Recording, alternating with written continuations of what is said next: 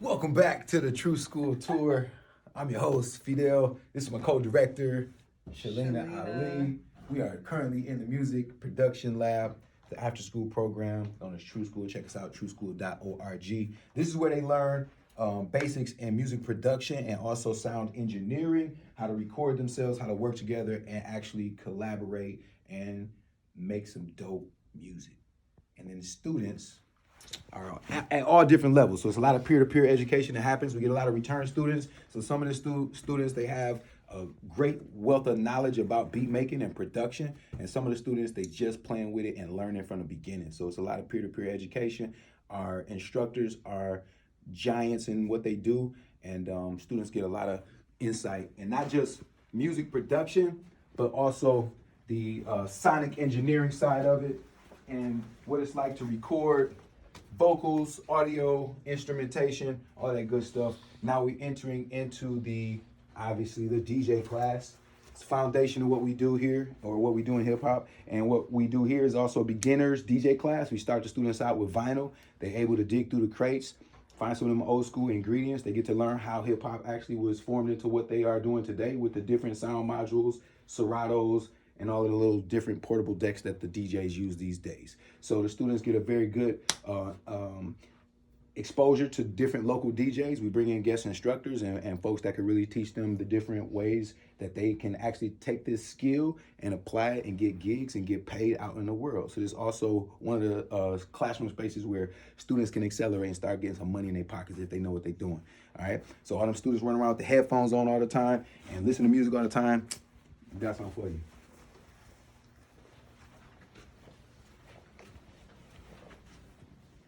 Then that also helps us touch on the history and the foundation of hip hop because we're talking about the early music. We get to teach them about some of the early things that and help them like learn how to dig for things. Past hip hop, what's the ingredients of hip hop? The blues, the jazz, the gospel, the rock and roll. All of that is in that library, and that's also donated by a lot of local DJs. So big shout out to all the local DJs that have supported True Skool all these years. This is our Art of MC class. This is a very sacred space where the students come in and tell stories, share their real life realities, and we talk about subject matters that sometimes they don't talk about at home. They don't talk about at school. They don't talk about with their peers.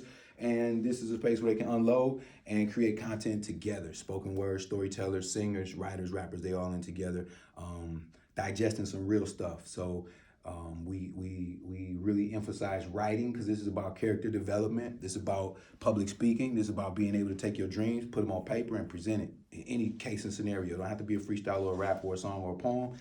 This is about really encouraging all the students to learn how to come from behind the art and be able to speak and present themselves. And if they could do that, they can have anything they want in the world. True?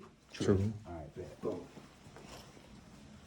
Once again, it's some of our youth fighting for justice work in this room. We have a really strong focus around true knowledge. That's the glue in hip hop, not just the elements and the skills, but the knowledge element and the knowledge aspect.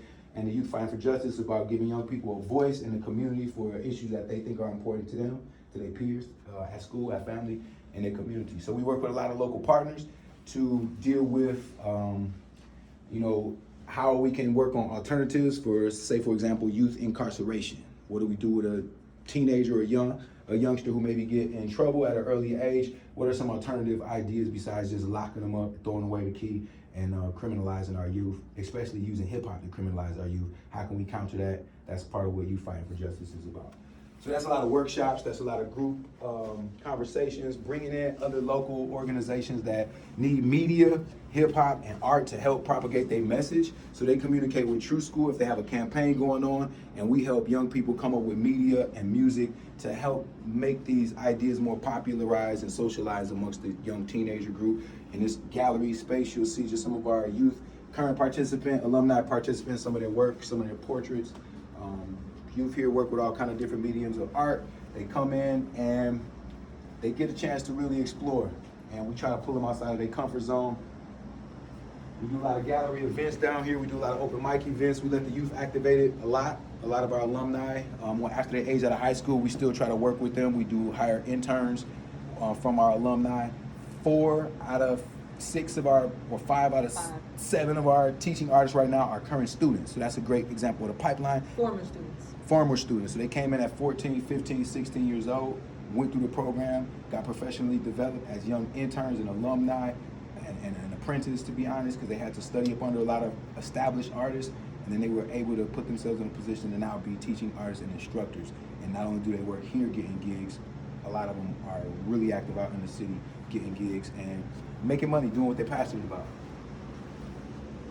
They live in the dream. They live in the dream. This is our visual art space. It look a little crazy right now. Don't trip. Our spring program session starts the 29th of this month with an orientation, but in our art space, students get introduced to a little bit of everything, but we follow their lead. It's not really pre-prescribed in that way. Like, for example, last session, we had a lot of students that were really into fashion. So we really explored fashion. We ended up having a whole fashion show, ironically enough, in our showcase during the fall. And that's because students were looking at how they can repurpose and restructure thrift clothing. How can they do their patches? They were into screen printing. And what you see here, for example, doing customized actual artwork on the gear, on denim work. So they painted on a lot of stuff. And same thing we used to do back in the day. Shout out to Gene the Genius for these particular pieces. And Sister April was so eloquently talking about back in the day, how we used to draw on our clothes and how we did magic markers and how we draw, and we really customized a lot of pop culture, and we didn't really need permission to do it. It's some of the same concepts having now, the way customizing their sneakers, the way they're customizing their clothes and their jackets. So we encourage that, and we try to help them also learn how to take it to market. As designers, as young entrepreneurs, a lot of them are selling online already. A lot of them are selling via their social medias already. And then the next step of it is providing a service. So once, like yesterday, actually, literally, I got hit up with somebody saying, hey, do you all know Black or Brown owned screen printing service to get turnout quality work? She said, I know y'all do it, but I didn't know if y'all can handle it right now because we be busy doing a lot of people's stuff. So, you know, the reality of it is, we have alumni that we can refer to different jobs when people come through us and ask for certain services. We have alumni that we can do that are independent contractors and they can handle these things on their own, or community partners that we work with, like Concept Studio, who you see who did those pieces up there, right there. Big shout out Concept Studio, and a few other folks that work with us year round. So that's the whole thing about True Skool, is convening and building collaborative projects because we are a small nonprofit, but we got a long and wide reach. But it all happens through collaborations, through partnerships. And really that's the root of all of it. So we are advocates of coming together and aligning with like-minded organizations and individuals who can help, you know, so we can help each other. Because we obviously have a lot of tools and we obviously have a lot of talent, so we're able to help a lot of people as well. That's part of true giving culture. That's what we do around here. It's our True Knowledge Library and Resource Center. We get really excited talking about this because it's really, again, fundamentally, everything we do is based on the knowledge and based on the education. So we started a library to not only have a place where students can decompress, get their academic support, go online, get printouts of homework, all that fun stuff, but then also we do a book drive every April where students can and staff can pick books. We get the books, we do book drives in the community where we actually do readings with smaller children and adolescents. We bring in local authors to talk about the process of publishing. What does it look like for an illustrator? What does it look like for a poet, for an author that has already done it? And to encourage our young people that, hey, you can do it too. And you may be great at writing songs and telling stories and painting stories with your words. How can you take that to the next level? We also expanded that into doing little libraries and building little libraries and putting them inside of urban gardens and other community groups, and then filling those up with school supplies and hygiene supplies and books. So that's another collaborative project. Didn't take no big grant, didn't ask nobody permission. We put it together. We scrapped wood, we got teammates, we got volunteers, and we made it happen. Oh, last year, 2 years ago, we sent 1,000 books and school supplies to Ghana. So I'm giving you like a small evolution of the True Knowledge Library. Started as a small book drive, and then it evolved into us publishing our own material along with our local partners, and really encouraging our students to step into the next idea of what that looks like for them to publish and sell their works. So we work with some of the best local authors who we won't encourage research as well. We encourage research. This year we sent in 1,000 books and school supplies to Uganda with the African Library Project. That'll be our second time. This will be our second library. All right, you gotta come in here real fast because I don't want y'all to see the kitchen. Come on. Yeah, I mean, you know how it go. Y'all know how it go. Don't act brand new. This is our aquaponics. This is an experimental green space for our true aqua pioneers. So just like Youth Fighting for Justice, aquaponics is another branch of our True Knowledge programming. There's Youth Fighting for Justice, there's the literacy and the publishing, and there's Aqua Pioneers. This all started because we had a couple of students that were really into and self-motivated to learn about the environmental sciences and blue and green jobs that exist in Milwaukee, the Great Lakes, the home of the fresh water on the planet. This is the Silicon Valley of water, Milwaukee, Wisconsin. The only place on the earth that has a whole university dedicated to freshwater science and research.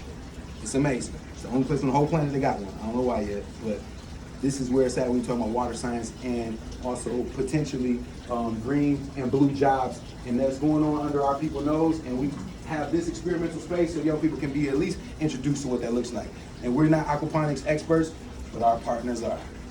So we partner with Milwaukee Water Commons and Groundwork Milwaukee to do urban agriculture projects and also introduce them to what it looks like, water conservation, what it looks like to do water education and environmental justice work. What does that look like, even if it's not based around water or sustainable food growth? Because aquaponics is growing food without soil, using the fish waste. So our students created both of these structures. They cut the wood, they built this from nothing, they drew it out. How about this came from one of our students, brought in a refrigerator. His family was throwing away a refrigerator. He was like, yo, I got this great idea. I want to turn this refrigerator into an aquaponics tank. We knew it would never work. You think we told them not to bring the refrigerator in? No, we said bring the refrigerator in. That's a task in itself right there. If you can figure this one out, young man, getting the refrigerator from that side of town over here, down in this basement, hey, we're gonna try it. He brought the refrigerator down here. He started cutting open the refrigerator. He started doing all kind of things, and then we had to sort of break the news. This ain't gonna work. But what we can do, so we did an alternative and we pivoted, and this is what you see here. And that same young man and some of his teammates helped build this whole structure right here. During the summer, you'll see all of this flush with vegetables, herbs. We've grown kale, we've grown lettuce, we tried to grow some of everything up here. Nothing illegal, of course. And guess what? Our students are able to also partner with other community gardens. We start seeds here, and we're able to take them out into the community in the spring and the summer. In the spring and the summer, our program is really highly focused around urban ag because we get to get outside. We get to work with some of our partners and go to the water and take field trips and go to the gardens and do all that fun stuff. And then they get to grow. And we don't grow like to eat or to sell in here, but it's really about learning it and figuring out some experimental research that goes along with it. And then we also create art and music and media that help also propagate some of these ideas about making the earth better, but then also like what's our individual responsibilities, what's our individual level of awareness of some of these things. And making that a popular conversation around young people is not an easy thing. We got a lead crisis in Milwaukee. I don't know if you heard Sister April since you've been here. Lead in the water. I'm talking about Flint level, past that. Past that. Past Flint levels. Don't edit that out.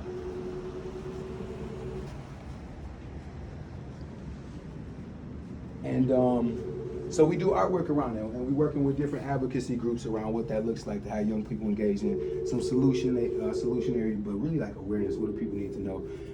Because just like you don't know, or you didn't know, since you've been here, a lot of locals don't even understand that. And so engaging with youth and community and the parents is really something critical that we do. This is the part of the tour. I'm going to turn it over to my co-pilot. So, welcome to the Art of Coping Gallery. The Art of Coping is all about really making young people the experts of their own wellness, being able to be in a position to discuss their own experiences, thoughts, feelings, and process them, but more importantly, we honor them. That partnered with learning different coping skills, meditating, grounding techniques, different things like that, discussing the relationship of diet to your own emotional, mental, and physical health. But then also although art is a huge part of it, and that could be visual arts or performance arts, the art of coping is really about designing your life to experience joy more often, so that when something traumatic does happen, you have these tools to come back to joy again. So if that's your majority, that's what your mind is gonna understand to be your most natural state. And so we're taking away the narrative that our young people's birthright is to struggle, right, and really talk about how can we flourish. Mm-hmm. And so there's a lot of research that says that when teenagers learn coping skills, they're less likely to develop any chronic illnesses or mental health or other diseases related, which usually start in the early 20s. Mm-hmm. And then because we don't know how to interrupt it, it carries on to everything else, to parenting, relationships, you know, our professional lives. There you go. So you see the students so in group discussion, and communication is a huge thing. That's our number one coping skill that we try to really promote. And the young people have these stories, and then they each chose which story that they were passionate about. Like, what are the conversations that you don't get the place to discuss? And so when they chose it, then they started creating art about it. But then I said, now you got to research it because you got to be the expert. So they did independent research. They related it to their own story, and then they created art that would serve as educational tools, not just to their peers, but also other adults. I love this. Thank you.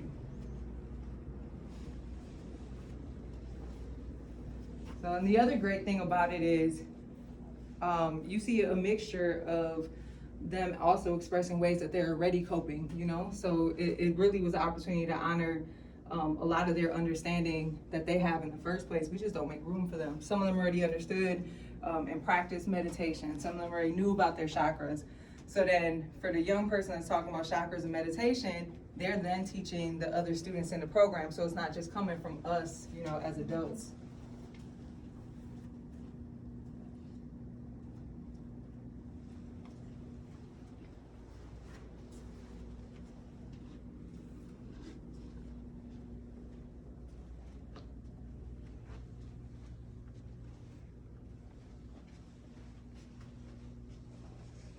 So we actually did do a partnership with the Medical College of Wisconsin.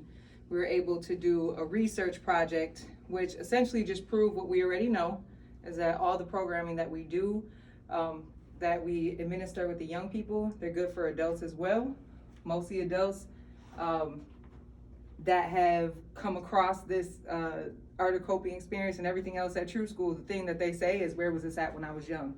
Or do y'all do adult classes? So anything that we do here for the young people, we can give that same experience to an adult, and we find that they get the same value. Specifically, what was this? Specifically, this was a research project where we engaged, they were Black males between the ages of 18 and 35 who were, they were all victims of gun violence and had spinal cord injuries. 5 of the 6 were in wheelchairs. And so this was also a really interesting process because we had to learn about their experience going through the medical aspects after the injury. So everything from the ER to the rehabilitation into going back into their homes and back into the environment in the neighborhoods, and then what that continued service was like. Some of the things that really came out of that was they didn't feel respected in the process. People assumed they were gangbangers or participated in some kind of violent behavior, which was not true. They're all fathers. Every last one of them ended up being fathers. And then I think something pretty big was that they learned after the fact that most of the staff assumed that they could only afford particular treatments. And so they learned about more of their options way late in the game, and some of their earlier treatment could have changed the course of their healing. Wow. Yeah, it was pretty crazy. So the idea of taking a portion of this art of coping program that we do here, and they actually came here and participated in another version of it, just really an adaptable, accessible version of it, and it was incredible. And they researched far and wide to see if something like this had been done before, using hip hop, using this sort of delivery for therapy and readjustment back into the community to figure out like how would they get mobile again, how do they adjust, because you know a lot of it's just mental, right? So we even had folks from Children's Hospital come here, take tours and get trainings to try to understand how to better engage and serve the community. So, and we've done different versions of it as well. So this was a round of the art of coping where we really allowed the young men to learn and interview the young women, learn about their passion of arts, their life experiences, and then the young men turned around and created art that they were inspired by based on the stories that they were told. So this was a beautiful experience because, for one, you know, at such a young age, how often are young girls really exposed to their peers, young men celebrating them outside of like courting or something, trying to be sexual or, you know, things like that. So, you know, this environment, in this particular environment, like the balance of respect here between all of our young people it's so significant because we have a culture of respect. And so even with that being true, they stepped into it willingly, like, oh, this is a great idea. But when they explored really some of the heavy experiences and things like that from the young ladies, like, it was crazy. Young men were upset. You know, they had to process what they're hearing and understanding that some of these girls are going through, and it also brought up a lot of trauma for the young men as well. So it was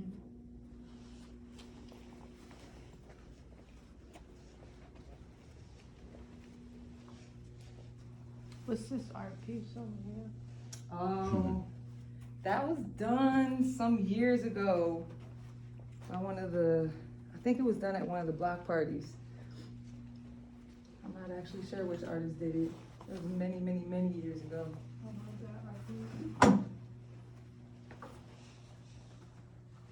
So you're in the media room, and so our students are learning videography and photography, and they're our news source. They're the people who are documenting our history.